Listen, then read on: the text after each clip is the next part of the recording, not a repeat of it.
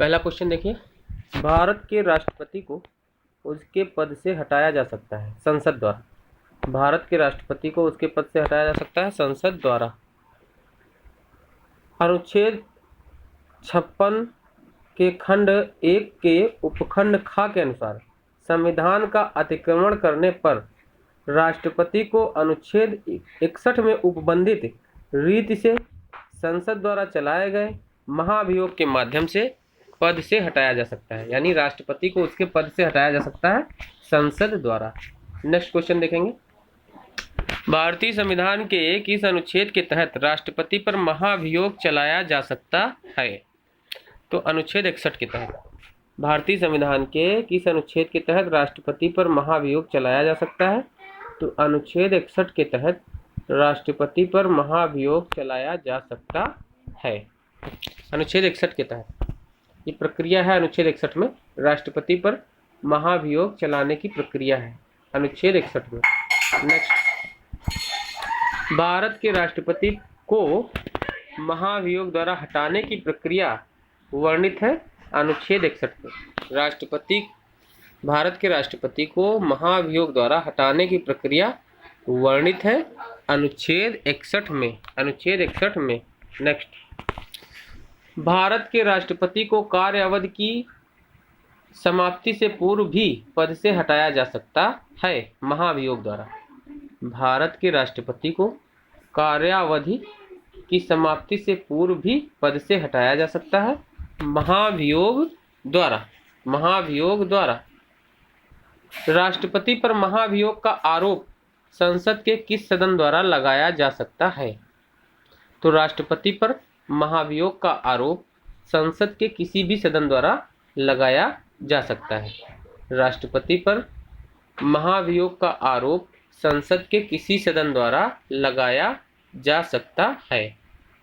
इसको जरा समझेंगे।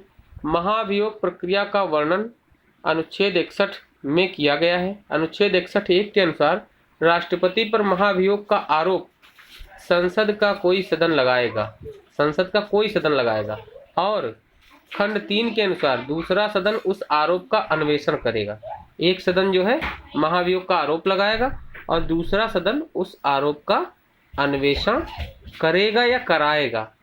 और ऐसे अन्वेषण में राष्ट्रपति को स्वयं उपस्थित होने अथवा अपना प्रतिनिधित्व करने का अधिकार होगा।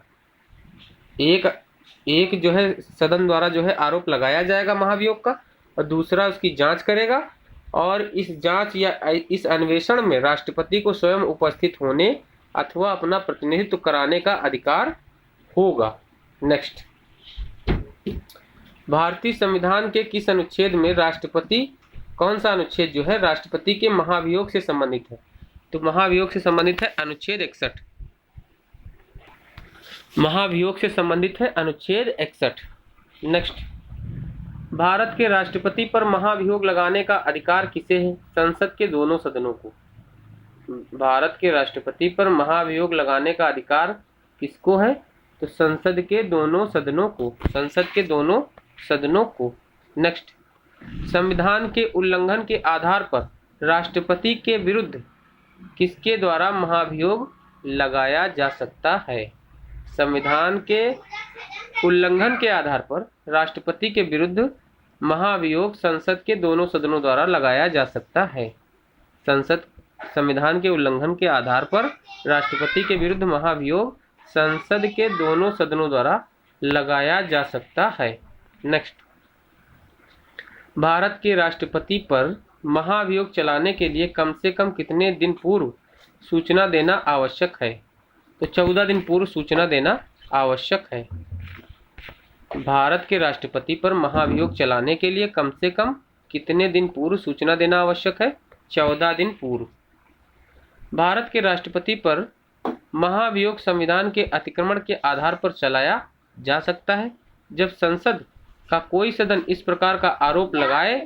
तो संविधान के अनुच्छेद 61(2) के अनुसार ऐसा कोई आरोप तब तक नहीं लगाया जाएगा जब तक कि ऐसा आरोप लगाने की प्रस्तावना किसी ऐसे संकल्प में अंतर्विष्ट नहीं है जो कम से कम 14 दिन कि ऐसी लिखित सूचना के दिए जाने के पश्चात प्रस्तावित न किया गया हो। इस प्रकार 14 दिन की अग्रिम सूचना के साथ ही संकल्प पर सदन की कुल सदस्य संख्या के कम से कम 1/4 सदस्यों के हस्ताक्षर भी होने चाहिए। यानी कम से कम जो है 1/4 सदस्यों के हस्ताक्षर हों और 14 दिन पूर्व इसकी सूचना राष्ट्रपति को दे दी गई हो, तभी उसके ऊपर महाभियोग चलाया जा सकता है। नेक्स्ट, भारत के राष्ट्रपति के निर्वाचक गण का तो भाग है, परंतु उसके महाभियोग अधिकरण का भाग नहीं है राज्यों की विधानसभाएं। राज्यों की विधानसभाएं जो है महाभियोग प्रक्रिया में भाग नहीं लेती हैं। राज्यों की विधानसभाएं वैसे तो जो है राष्ट्रपति के निर्वाचक मंडल में शामिल हैं, लेकिन राज्यों की विधानसभाएं जो हैं ये राष्ट्रपति के महाभियोग प्रक्रिया में भाग नहीं लेती हैं। इसमें बताया गया है अनुच्छेद 61 के अनुसार महाभियोग एक अर्ध न्यायिक प्रक्रिया है। महाभियोग कैसी प्रक्रिया है? एक अर्ध न्यायिक प्रक्रिया है जो संसद में चलाई जाती है, जिसमें राज्यों की विधानसभाएं भाग नहीं लेती, जबकि अनुच्छेद 54 ख के अनुसार वे राष्ट्रपति के निर्वाचक गण का भाग हैं। ध्यातव्य है कि राज्यों की विधान परिषदें राष्ट्रपति के निर्वाचक गण का भाग नहीं है। तो इसको ध्यान रखना कि जो है जो महाभियोग की प्रक्रिया है ये अर्ध न्यायिक प्रक्रिया है और ये संसद में चलाई जाती है। इसमें राज्यों की विधानसभाएं भाग नहीं लेती हैं, जबकि राज्यों की विधानसभाएं राष्ट्रपति के निर्वाचक मंडल में शामिल होती हैं। नेक्स्ट, भारत के राष्ट्रपति के महाभियोग की प्रक्रिया है अर्ध न्यायिक प्रक्रिया। भारत के राष्ट्रपति के महाभियोग की प्रक्रिया है अर्ध न्यायिक प्रक्रिया। राष्ट्रपति का रिक्त स्थान भर लिया जाना चाहिए 6 माह में। राष्ट्रपति का रिक्त स्थान भर लिया जाना चाहिए 6 माह में। संविधान के अनुच्छेद 62(1) के अनुसार राष्ट्रपति की पदावधि समाप्ति से ही रिक्त को भरने के लिए निर्वाचन पदावधि समाप्ति से पहले ही पूर्ण कर लिया जाएगा। यानी उसका जो है समय पूरा होने से पहले ही निर्वाचन पूर्ण कर लिया जाएगा। अनुच्छेद 62(2) के अनुसार यदि रिक्त राष्ट्रपति की मृत्यु या पदत्याग या पद से हटाए जाने के कारण हुई है तो उसके रिक्त को भरने के लिए निर्वाचन रिक्त होने की तारीख के पश्चात यथाशीघ्र और प्रत्येक दशा में 6 माह के बीतने से पहले किया जाएगा। अगर राष्ट्रपति जी की मृत्यु हो गई है या उन्होंने त्यागपत्र दे दिया है तो जिस तारीख को उन्होंने त्यागपत्र या उनकी मृत्यु हुई है उस तारीख से 6 माह के भीतर जो है नए राष्ट्रपति का चुनाव करा लिया जाएगा। नेक्स्ट, पदासीन राष्ट्रपति की पदावधि की समाप्ति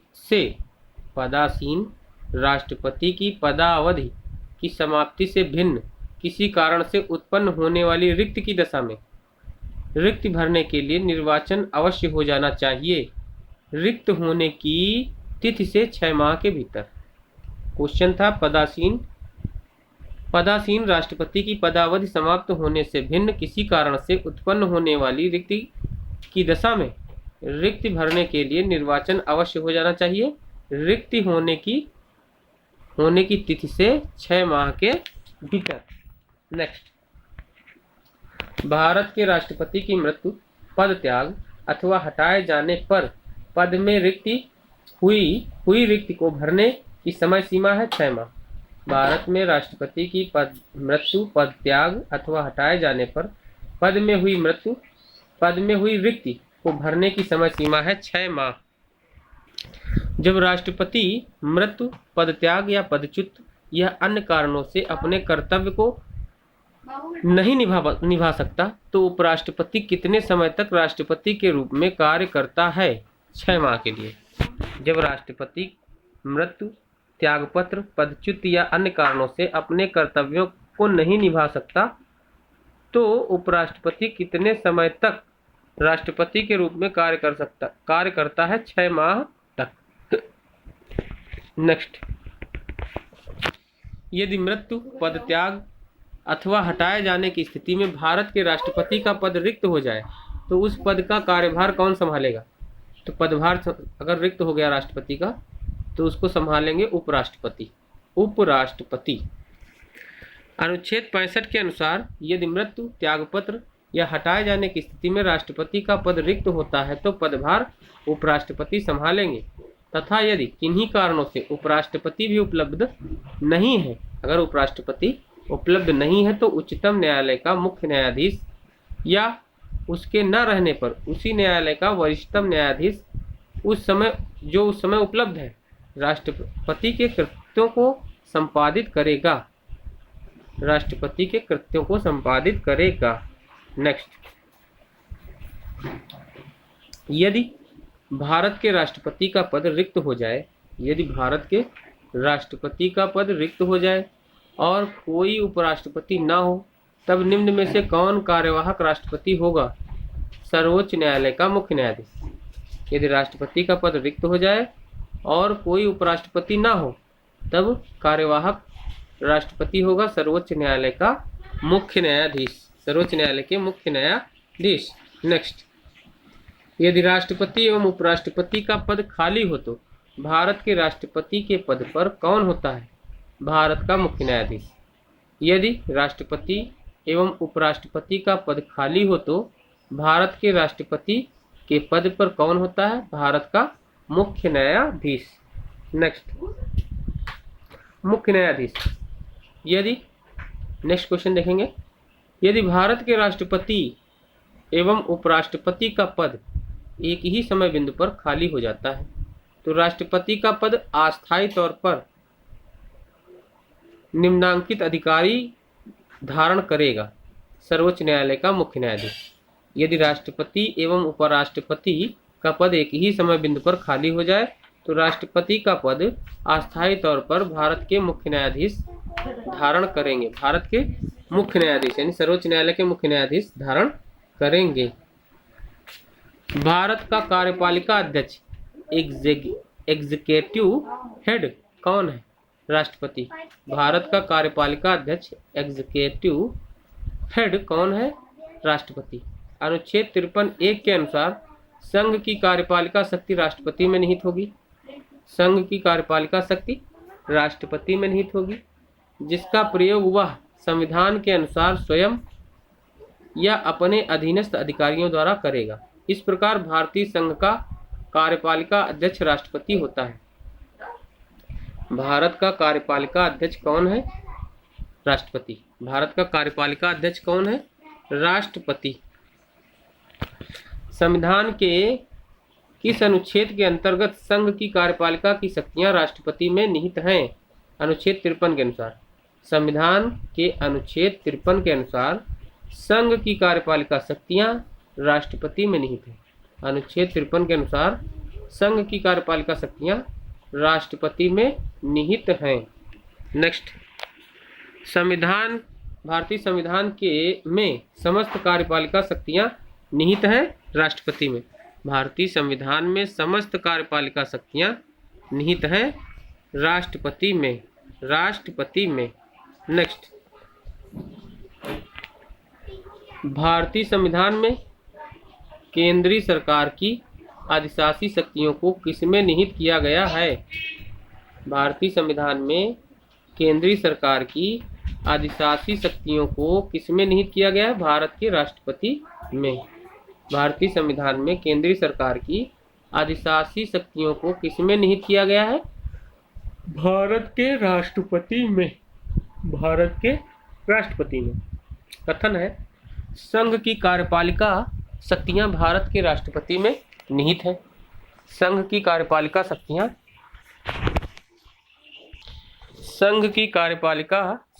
भारत के राष्ट्रपति में निहित हैं।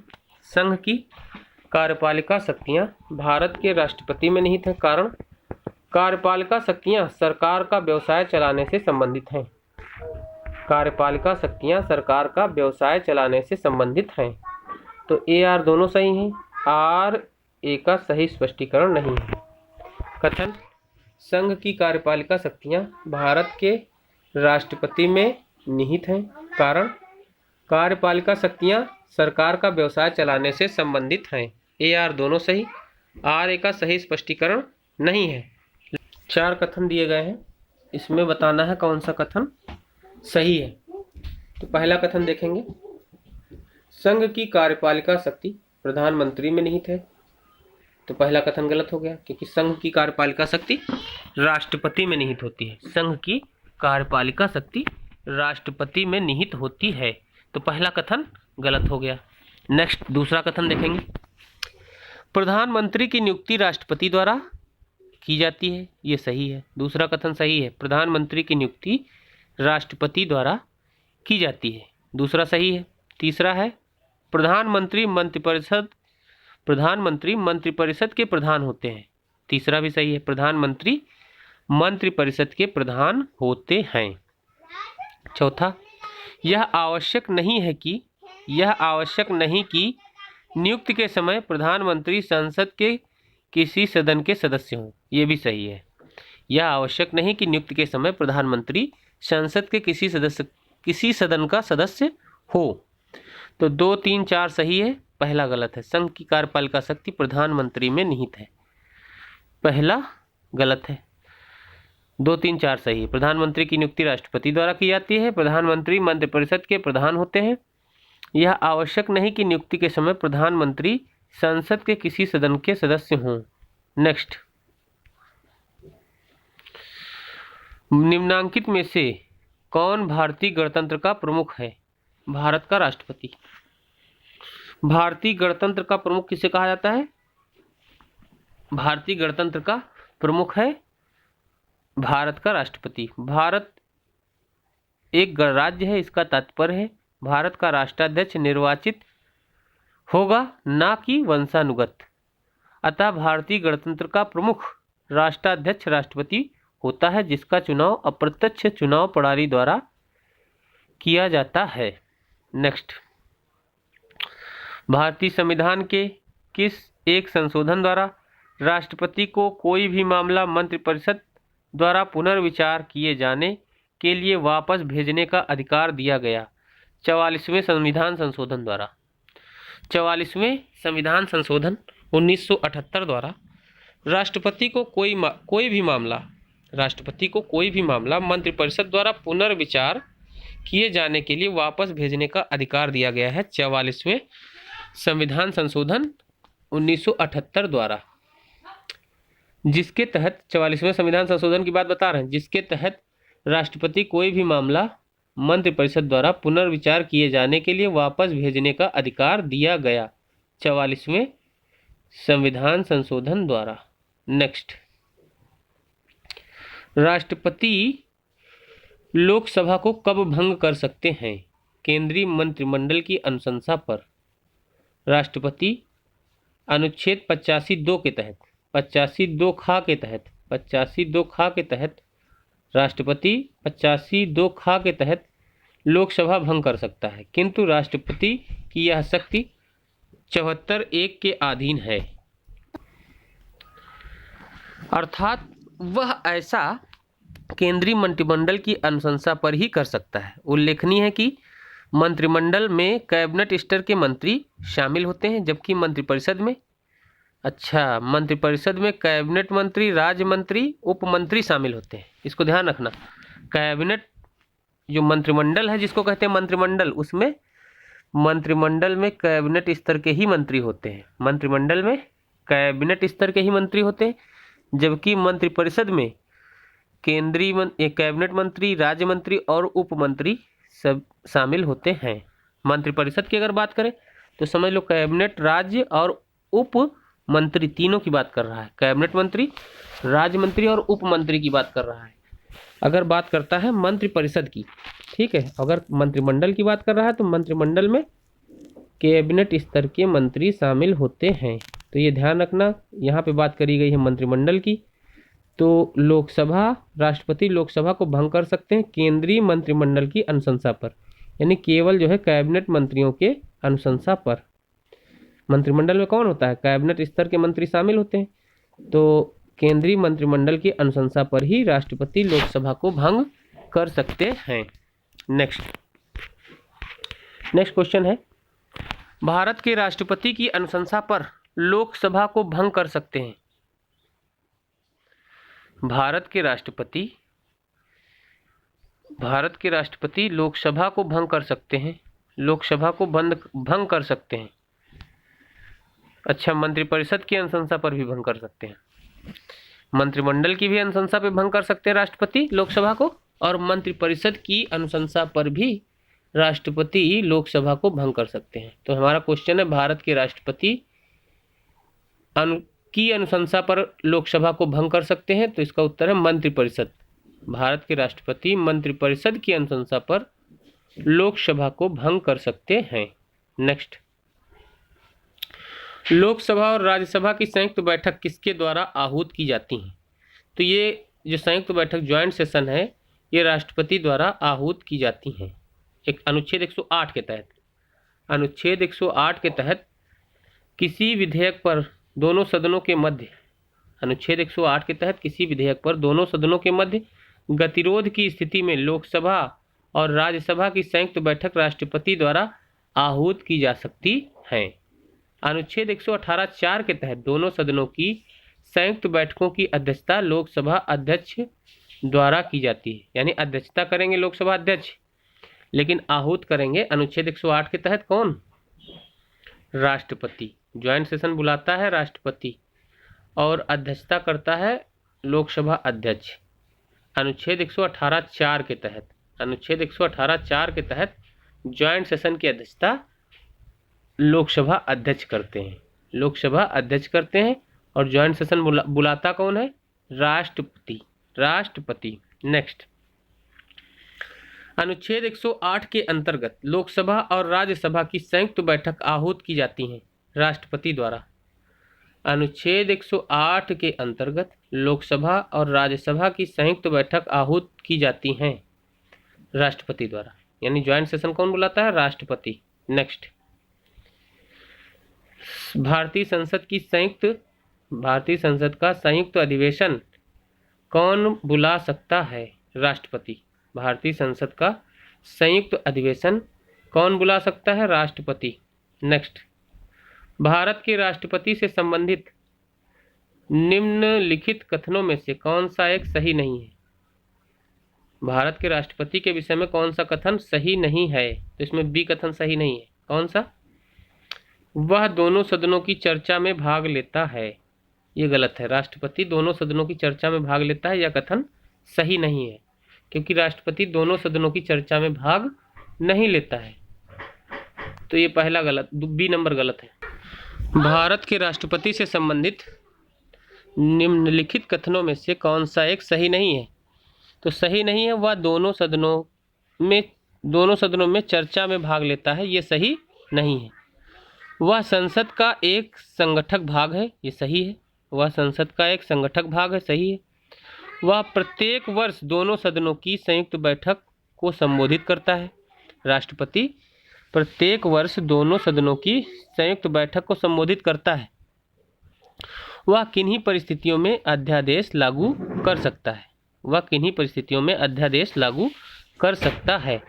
दोनों सदनों को संबोधित करता है, लेकिन दोनों सदनों की चर्चा में भाग लेता है, ये गलत है। राष्ट्रपति दोनों सदनों की चर्चा में भाग नहीं लेते हैं। राष्ट्रपति दोनों सदनों की चर्चा में भाग नहीं लेते हैं। अच्छा, इसके बारे में जान लो। संविधान के अनुच्छेद 79 के अंतर्गत, संविधान के अनुच्छेद 79 के अंतर्गत भारत का राष्ट्रपति संसद का एक संगठक भाग है। 79 में बताया गया है भारत का राष्ट्रपति संसद का एक संगठक भाग है। वह प्रत्येक वर्ष दोनों सदनों की संयुक्त बैठकों को संबोधित करता है तथा वह संविधान के अनुच्छेद 123 के तहत, अनुच्छेद 123 के तहत राष्ट्रपति अध्यादेश जारी कर सकता है। राष्ट्रपति अध्यादेश जारी कर सकता है अनुच्छेद 123 के तहत, परंतु वह दोनों सदनों में चर्चा में भाग नहीं लेता है। वह दोनों सदनों की चर्चा में भाग नहीं लेता है। वह दोनों सदनों की चर्चा में भाग नहीं लेता है। भारत के राष्ट्रपति ने जिस एकमात्र मामले में अपनी वीटो शक्ति का प्रयोग किया वह था भारतीय डाकघर संशोधन विधेयक। भारत के राष्ट्रपति ने जिस एकमात्र मामले में अपने वीटो शक्ति का प्रयोग किया वह था भारतीय डाकघर संशोधन विधेयक। भारतीय डाकघर संशोधन विधेयक में जो है भारत के राष्ट्रपति ने एकमात्र बार वीटो शक्ति का प्रयोग किया था। इसके बारे में जान लो।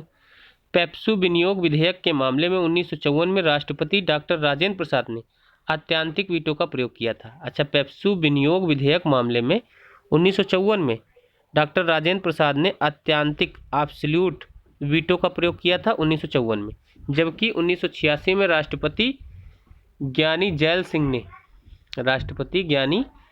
सिंह ने भारतीय डाकघर संशोधन विधेयक पर पॉकेट वीटो का प्रयोग किया। ज्ञानी जैल सिंह जी ने जो है पॉकेट वीटो का प्रयोग किया। आत्यांतिक वीटो मंत्रिमंडल की इच्छाधीन होता है। आत्यांतिक वीटो मंत्रिमंडल की इच्छाधीन होता है, अतः पॉकेट वीटो ही स्वेच्छा से किया गया माना जाएगा। तो इसमें जो है भारतीय डाकघर संशोधन विधेयक इसका उत्तर है। भारत के राष्ट्रपति ने जिस एकमात्र मामले में अपने वीटो शक्ति का प्रयोग किया था वो था भारतीय डाकघर संशोधन विधेयक मामला, जो कि 1986 में आया था। नेक्स्ट, किस राष्ट्रपति ने एक शक्ति का प्रयोग किया था जिसे संवैधानिक शब्दावली में जेबी निषेधाधिकार कहा जाता है? ज्ञानी जैल सिंह ने। क्वेश्चन है, किस राष्ट्रपति ने एक शक्ति का प्रयोग किया था जिसे संवैधानिक शब्दावली में जेबी निषेधाधिकार कहा जाता है? ज्ञानी जैल सिंह ने। किस राष्ट्रपति ने एक शक्ति का प्रयोग किया था जिसे संवैधानिक शब्दावली में जेबी निषेधाधिकार कहा जाता है? ज्ञानी जैल सिंह ने। नेक्स्ट क्वेश्चन है, भारतीय संविधान के किस अनुच्छेद के अंतर्गत राष्ट्रपति संसद के दोनों सदनों द्वारा पारित किसी बिल पर अपनी स्वीकृति रोक सकता है? अनुच्छेद 111 के तहत राष्ट्रपति जो है दोनों सदनों द्वारा पारित किसी बिल पर अपनी स्वीकृति रोक सकता है, अनुच्छेद 111 के अंतर्गत। इसके बारे में जान लीजिए। भारतीय संविधान के अनुच्छेद 111 के अंतर्गत यह प्रावधान किया गया है कि राष्ट्रपति संसद के दोनों सदनों द्वारा पारित विधेयक पर स्वीकृति प्रदान करेगा या अपनी स्वीकृति रोक लेगा, अथवा विधेयक को पुनर्विचार के लिए लौटा सकेगा। लेकिन धन विधेयक को नहीं। धन विधेयक को राष्ट्रपति लौटा नहीं सकते, ना उस पर स्वीकृति रोक सकते हैं, लेकिन अन्य विधेयकों पर अपनी स्वीकृति रोक सकते हैं, यानी अन्य विधेयकों पर अनुच्छेद 111 का प्रयोग कर सकते हैं, लेकिन धन विधेयक पर नहीं। नेक्स्ट, जब कोई विधेयक संसद के दोनों सदनों द्वारा पारित कर दिया गया है तो निम्नलिखित में से किसको उस विधेयक पर अनुमति रोकने का अधिकार प्राप्त है? राष्ट्रपति को। जब कोई विधेयक संसद के दोनों सदनों द्वारा पारित कर दिया गया है तो निम्नलिखित में से किसको उस विधेयक पर अनुमति रोकने का अधिकार प्राप्त है? राष्ट्रपति को। जब कोई विधेयक संसद के दोनों सदनों द्वारा पारित कर दिया गया है तो राष्ट्रपति को उस विधेयक पर अनुमति रोकने का अधिकार प्राप्त है। नेक्स्ट, कौन सी राष्ट्रपति की स्वविवेक शक्ति है? राष्ट्रपति की स्वविवेक शक्तियां देख लीजिए। राष्ट्रपति की स्वविवेक शक्ति है 2 नंबर, 3 नंबर और 6 नंबर। 2, 3, 6। तो 2 नंबर में क्या है? विधेयक को आपत्तियों सहित भेजना। राष्ट्रपति की स्वविवेक शक्ति है। राष्ट्रपति की स्वविवेक शक्ति है क्या? विधेयक को आपत्तियों सहित वापस भेजना। राष्ट्रपति की स्वविवेक शक्ति है विधेयक को आपत्तियों सहित वापस भेजना, विधेयक को रोक कर रखना और संसद को संदेश भेजना। ये जो है राष्ट्रपति की स्वविवेक शक्ति है। विधेयक को आपत्तियों सहित वापस भेजना, विधेयक को रोक कर रखना और संसद को संदेश भेजना, ये राष्ट्रपति की स्वविवेक शक्ति है। राष्ट्रपति की स्वविवेक शक्ति है। नेक्स्ट, किस विषय पर राष्ट्रपति के लिए मंत्रिपरिषद से सलाह लेना आवश्यक नहीं है? विधेयकों पर स्वीकृति देने के लिए, विधेयकों पर स्वीकृति देने के लिए के संबंध में राष्ट्रपति को मंत्रिपरिषद की सलाह लेने की आवश्यकता नहीं है। मंत्रिपरिषद की सलाह लेने की आवश्यकता नहीं है। किस विषय पर राष्ट्रपति के लिए मंत्रिपरिषद से सलाह लेना आवश्यक नहीं है? विधेयकों पर स्वीकृति देने में, विधेयकों पर स्वीकृति देने के लिए, विधेयकों पर स्वीकृति देने के लिए राष्ट्रपति को मंत्रिपरिषद से सलाह लेना आवश्यक नहीं है। नेक्स्ट, संविधान के अनुसार इनमें से राष्ट्रपति की विधायी शक्ति कौन सी है? अध्यादेश जारी करना। संविधान के अनुसार इनमें से राष्ट्रपति की विधायी शक्ति कौन सी है?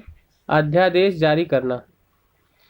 संविधान के अनुसार इनमें से राष्ट्रपति की विधायी शक्ति कौन सी है? अध्यादेश जारी करना। राष्ट्रपति की विधायी शक्ति है, राष्ट्रपति की विधायी शक्ति है अध्यादेश जारी करना। अध्यादेश जारी करना राष्ट्रपति की विधायी शक्ति है। अध्यादेश जारी करना राष्ट्रपति की विधायी शक्ति है। नेक्स्ट क्वेश्चन है, राष्ट्रपति की स्वविवेक शक्तियां हैं। राष्ट्रपति की स्वविवेक शक्तियां हैं, कौन सी हैं? नंबर 1, किसी विधेयक को आपत्तियों सहित संसद के पास भेजना। राष्ट्रपति की स्वविवेक शक्तियां हैं, किसी विधेयक को आपत्तियों सहित संसद के पास भेजना। नंबर 1। नंबर 2, किसी विधेयक को रोककर रखना। किसी विधेयक को रोककर रखना। किसी विषय से संबंधित जानकारी के लिए प्रधानमंत्री से कहना। किसी विषय से संबंधित जानकारी के लिए प्रधानमंत्री से कहना। किसी परामर्श पर मंत्रिपरिषद से पुनर्विचार हेतु कहना। ये राष्ट्रपति की स्वविवेक शक्तियों के अंतर्गत आता है। फिर से समझो, राष्ट्रपति की स्वविवेक शक्तियां कौन सी हैं? किसी विधेयक को आपत्तियों सहित संसद के पास वापस भेजना। संसद के पास वापस भेजना। किसी विधेयक को आपत्तियों सहित संसद के पास वापस भेजना। नंबर 2, किसी विधेयक को रोक कर रखना। नंबर 3, किसी विषय से संबंधित जानकारी के लिए प्रधानमंत्री से कहना। राष्ट्रपति की स्वविवेक शक्ति है किसी विषय से संबंधित जानकारी के लिए प्रधानमंत्री से कहना। किसी परामर्श पर मंत्रिपरिषद से पुनर्विचार हेतु कहना। किसी परामर्श पर मंत्रिपरिषद से पुनर्विचार हेतु कहना। ये राष्ट्रपति की स्वविवेक शक्ति के अंतर्गत आता है। अच्छा, नेक्स्ट क्वेश्चन है, राष्ट्रपति को अध्यादेश जारी करने की शक्ति किसमें मिली है? अनुच्छेद 123 में। राष्ट्रपति को अध्यादेश जारी करने की शक्ति प्राप्त हुई है अनुच्छेद 123 के तहत। राष्ट्रपति अध्यादेश जारी कर सकता है अनुच्छेद 123 के तहत। और इसे कब जारी करता है? इसे संसद के दोनों सदनों या किसी एक सदन के सत्र में न होने के दौरान जारी कर सकता है। संसद के दोनों सदनों या एक सदन के सत्र में न होने पर राष्ट्रपति अध्यादेश जारी कर सकता है। इसका प्रभाव संसद द्वारा निर्मित कानून के समान होता है। राष्ट्रपति किसी भी समय अध्यादेश वापस ले सकता है। नेक्स्ट, अध्यादेश जारी करने की शक्ति राष्ट्रपति को मिली है 123 अनुच्छेद में। अगला क्वेश्चन है, राष्ट्रपति द्वारा जारी एक अध्यादेश संसद के सत्र शुरू होने के बाद कितने समय तक रखा जाना आवश्यक है? 6 सप्ताह के अंदर। राष्ट्रपति द्वारा जारी एक अध्यादेश संसद के सत्र शुरू होने के बाद कितने समय तक रखा जाना आवश्यक है? 6 सप्ताह के अंदर। अनुच्छेद 123 2 का के अनुसार राष्ट्रपति द्वारा जारी अध्यादेश को संसद के सत्र शुरू होने के बाद 6 सप्ताह के अंदर अनुमोदित होना चाहिए। संसद का सत्र शुरू होने के बाद 6 सप्ताह के अंदर अनुमोदित होना चाहिए। नेक्स्ट, किनकी नियुक्ति भारत के राष्ट्रपति द्वारा की जाती है? तो राष्ट्रपति की किनकी नियुक्ति भारत के राष्ट्रपति द्वारा की जाती है? वित्त आयोग के अध्यक्ष, संघ राज्य क्षेत्र के मुख्यमंत्री।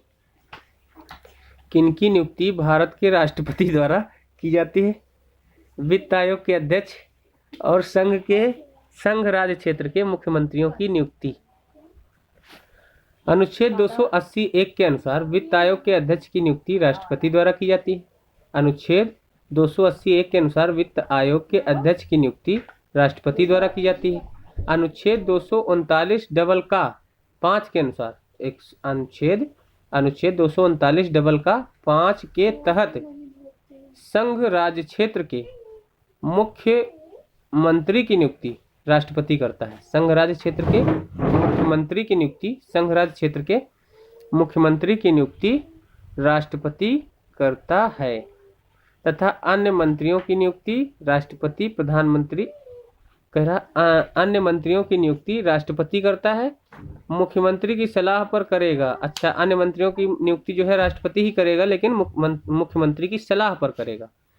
तथा मंत्री राष्ट्रपति के प्रसाद पर्यंत पद धारण करते हैं। ये भी इम्पोर्टेंट बात है, जो मंत्री होते हैं वो राष्ट्रपति के प्रसाद पर्यंत पद धारण करते हैं। मंत्री राष्ट्रपति के प्रसाद पर्यंत पद धारण करते हैं।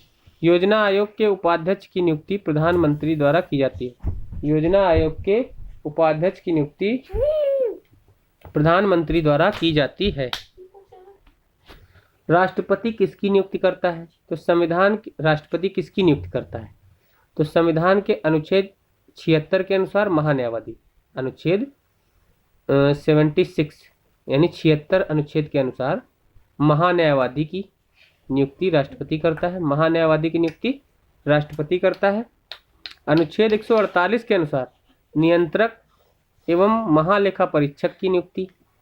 अच्छा, अनुच्छेद 148 के अनुसार नियंत्रक महालेखा परीक्षक की और अनुच्छेद 155 के अनुसार राज्यों के राज्यपाल की नियुक्ति राष्ट्रपति करता है।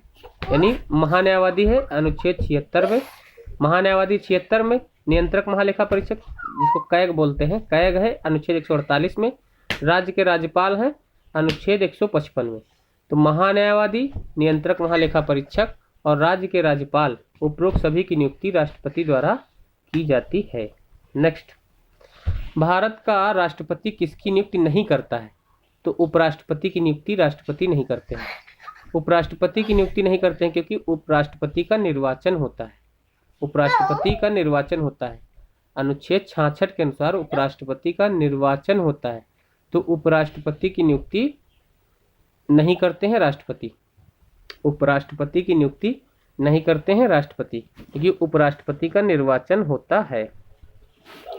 संविधान असाधारण परिस्थितियों में राष्ट्रपति को राज्यपाल के कृत्यों के निर्वहन हेतु उपबंध कर सकता है। अनुच्छेद 160 के तहत संविधान असाधारण परिस्थितियों में राष्ट्रपति को राज्यपाल के कृत्यों के निर्वहन हेतु उपबंध कर सकता है। अनुच्छेद 160 के अंतर्गत संविधान असाधारण परिस्थितियों में राष्ट्रपति को राज्यपाल के कृत्यों के निर्वहन हेतु उपबंध कर सकता है।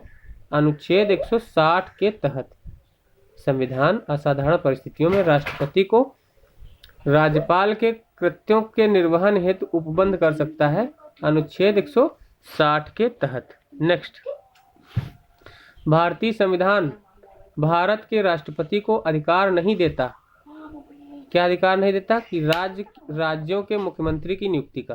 भारतीय संविधान भारत के राष्ट्रपति को अधिकार नहीं देता राज्यों के मुख्यमंत्री की नियुक्ति का। भारतीय संविधान भारत के राष्ट्रपति को अधिकार नहीं देता राज्यों के मुख्यमंत्री की नियुक्ति का। अनुच्छेद 164(1) के अनुसार राज्यों के मुख्यमंत्री की नियुक्ति का अधिकार राज्यों के राज्यपालों को है। अनुच्छेद 164(1) के अनुसार राज्यों के मुख्यमंत्रियों की नियुक्ति का अधिकार राज्यों के राज्यपाल को है। नेक्स्ट, भारतीय संविधान का कौन सा अनुच्छेद राष्ट्रपति को उच्चतम न्यायालय से परामर्श करने की शक्ति प्रदान करता है? अनुच्छेद 143। भारतीय संविधान का कौन सा अनुच्छेद राष्ट्रपति को उच्चतम न्यायालय से परामर्श करने की शक्ति प्रदान करता है? भारतीय संविधान का कौन सा अनुच्छेद राष्ट्रपति को उच्चतम न्यायालय से परामर्श करने की शक्ति प्रदान करता है? अनुच्छेद 143। भारतीय संविधान का कौन सा अनुच्छेद राष्ट्रपति को उच्चतम न्यायालय से परामर्श करने की शक्ति प्रदान करता है? अनुच्छेद 143। भारतीय संविधान का अनुच्छेद 143 राष्ट्रपति को विधि या तथ्य के व्यापक महत्व के प्रश्न के संदर्भ में उच्चतम न्यायालय से परामर्श की शक्ति प्रदान करता है। अनुच्छेद 143। नेक्स्ट है भारत के राष्ट्रपति की शक्तियों के बारे में कौन सा एक सही नहीं है? राष्ट्रपति को सर्वोच्च न्यायालय के परामर्श को स्वीकार करना चाहिए, ये सही नहीं है। राष्ट्रपति के शक्तियों के बारे में सही नहीं है कि राष्ट्रपति को सर्वोच्च न्यायालय के परामर्श को स्वीकार करना चाहिए, ये सही नहीं है। सही क्या है इसमें? आपातकालीन शक्तियाँ, राष्ट्रपति की आपातकालीन शक्तियाँ हैं। राज्यों में राष्ट्रपति शासन को आगे बढ़ाने की शक्ति है राष्ट्रपति के पास, सही है। राष्ट्रपति सर्वोच्च न्यायालय के परामर्श को स्वीकार अथवा अस्वीकार कर सकता है, ये भी सही है। राष्ट्रपति सर्वोच्च न्यायालय के परामर्श को स्वीकार अथवा अस्वीकार कर सकता है, तो बी सी डी सही है। और ये सही नहीं है कि राष्ट्रपति सर्वोच्च न्यायालय के परामर्श को स्वीकार करना चाहिए। राष्ट्रपति को सर्वोच्च न्यायालय के परामर्श को स्वीकार करना चाहिए, ये सही नहीं है। नेक्स्ट, संविधान के अनुसार निम्नांकित में से क्या शब्दशः भारत के राष्ट्रपति की शक्ति नहीं है? संसद के सदनों को संदेश भेजना राष्ट्रपति की शब्दशः जो है भारत के राष्ट्रपति की शक्ति नहीं है, संसद के दोनों सदनों को संदेश भेजने की। इसमें देखिए, संसद के दोनों सदनों को संदेश भेजना अनुच्छेद 186 के अंतर्गत राष्ट्रपति का अधिकार है। संसद के सदनों को संदेश भेजना अनुच्छेद 186 नहीं सॉरी फिर से देखेंगे, संसद के दोनों सदनों को संदेश भेजना अनुच्छेद 86 के अंतर्गत राष्ट्रपति का अधिकार है, जबकि अनुच्छेद 72 जो है क्षमादान की राष्ट्रपति की शक्ति है। अनुच्छेद 72 में जो है राष्ट्रपति की क्षमादान की शक्ति है। अनुच्छेद 123 में अध्यादेश जारी करता है राष्ट्रपति। अनुच्छेद 143 के तहत उच्चतम न्यायालय से परामर्श करने की राष्ट्रपति की शक्ति शब्दशः रूप से उल्लिखित है। अनुच्छेद 123 में उच्चतम न्यायालय से परामर्श लेता है। नेक्स्ट, भारत के राष्ट्रपति को यह अधिकार नहीं प्राप्त है कि वह सर्वोच्च न्यायालय के न्यायाधीश को हटाए। भारत के राष्ट्रपति को यह अधिकार नहीं प्राप्त है कि वह सर्वोच्च न्यायालय के न्यायाधीश को हटाए। इसको जरा समझेंगे। अनुच्छेद 124 के खंड 4 के अनुसार सर्वोच्च न्यायालय के किसी न्यायाधीश को उसके पद से तब तक नहीं हटाया जा सकता जब तक कि साबित कदाचार या असमर्थता के आधार पर ऐसे हटाए जाने के लिए संसद के प्रत्येक सदन द्वारा अपनी कुल सदस्य संख्या के बहुमत द्वारा तथा उपस्थित और मतदान देने वाले सदस्यों के कम से कम 2/3 बहुमत द्वारा समर्थित समावेदन राष्ट्रपति के समक्ष उसी सत्र में रखे जाने पर राष्ट्रपति ने उसे हटाने का आदेश नहीं दे दिया है। ये बात बताई गई है अनुच्छेद 124 में। अनुच्छेद 124 में बताया है 124(4) में कि साबित कदाचार और असमर्थता के आधार पर हटाए जाने के लिए संसद के प्रत्येक सदन द्वारा कुल सदस्य संख्या के बहुमत द्वारा तथा उपस्थित और मतदान देने वाले सदस्यों के कम से कम 2/3 बहुमत द्वारा समर्थित समावेदन राष्ट्रपति के समक्ष उसी सत्र में रखे जाने पर राष्ट्रपति ने उसे हटाने का आदेश नहीं दे दिया है। तो इसको ध्यान रखना, भारत के राष्ट्रपति को यह अधिकार नहीं है प्राप्त है कि वह सर्वोच्च न्यायालय के न्यायाधीश को हटाए। नेक्स्ट, राष्ट्रपति की क्षमा आदि की शक्ति है न्यायिक शक्ति। राष्ट्रपति की क्षमा आदि की शक्ति है न्यायिक शक्ति। राष्ट्रपति की क्षमा आदि की शक्ति है न्यायिक शक्ति। संविधान के अनुच्छेद 72 के तहत राष्ट्रपति को क्षमा आदि की तथा कुछ मामलों में दंडादेश के निलंबन, परिहार, लघुकरण की न्यायिक शक्ति प्राप्त है। राष्ट्रपति की जो क्षमा आदि की शक्ति है वो न्यायिक शक्ति है। नेक्स्ट, राष्ट्रपति की क्षमा प्रदान करने की शक्ति में क्या सम्मिलित नहीं है? तो राष्ट्रपति की क्षमा करने की शक्ति में सम्मिलित नहीं है क्या? रोक और निरंतरता। रोक और निरंतरता राष्ट्रपति की क्षमा करने की शक्ति में सम्मिलित नहीं है। सम्मिलित क्या है पहले ये जान लो। क्षमा, लघुकरण, परिहार, विराम, परिविलंबन। परिविलंबन, विराम, परिहार, लघुकरण, क्षमा। लेकिन रोक और जो है निरंतरता ये शामिल नहीं है। राष्ट्रपति की क्षमा प्रदान करने की शक्तियों में शामिल नहीं है रोक और निरंतरता। रोक और निरंतरता। नेक्स्ट, किस प्रकार के प्राधिकार भारत के राष्ट्रपति को प्राप्त हैं? नंबर इसमें एक देखिए, औपचारिक और विधिक। किस प्रकार के प्राधिकार भारत के राष्ट्रपति को प्राप्त हैं? औपचारिक और विधिक, और संवैधानिक और नाम मात्र। औपचारिक और विधिक, संवैधानिक और नाम मात्र, ये जो है 2 प्रकार के अधिकार राष्ट्रपति को प्राप्त है। औपचारिक और विधिक, संवैधानिक और नाम मात्र।